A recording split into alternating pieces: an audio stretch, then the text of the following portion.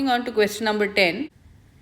So the scatter plot shows the relationship between two variables x and y. Which of the following equations is the most appropriate linear model for the data shown?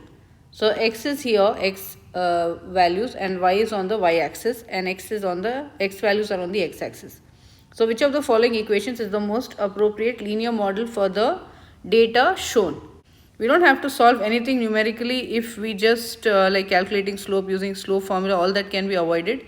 If we just observe whether the slope is negative and y-intercept is positive, just with that much information we can actually get the answer. So first of all, what we can observe is that if we draw a line of best fit over here, it will be negative. The line will be going down from left to right. So the line will be going down, so it will have a negative slope. So those answers which have, now we know that linear equation is of the form y is equal to a plus bx, where a and b are constants. Y-intercept is represented by a and b is the slope. This is y-intercept, b is the slope. So if the line is going down from left to right, it has to be negative slope. So the answers with negative slope are B and D. Okay, so A we will eliminate first and C also we will eliminate. Why? Because both of these have positive slopes. So any answer with positive slope is not there anyway. And then what about the y-intercept? Y-intercept, it is going to be a positive value and it is greater than 9 also.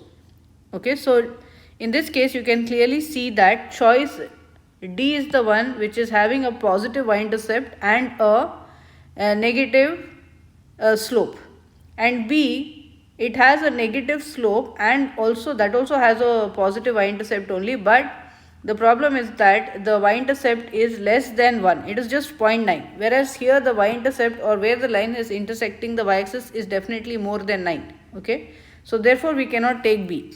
So what we can say is that the data point suggests that as the variable x increases, the variable y is decreasing, which implies that an appropriate linear model of the data has a negative slope. So first we have to look for the answer with a negative slope. Then the data points also show that when x is close to 0, y is greater than, the y-intercept is greater than 9. You can see this y-intercept, or in this case I am representing with a is greater than 9. So the graph of the equation of the form y is equal to a plus bx, where a and b are constants, has a y-intercept with the y-coordinate of a, I am representing with a y-intercept, and a slope of b. Of the given choices, only choice D represents a graph that has a negative slope, that is negative 0.9. That is, the slope is negative 0.9. We didn't calculate anything, we just see from the answer choices. And y-intercept with the y-coordinate greater than 9 is 9.4. So D is the best answer.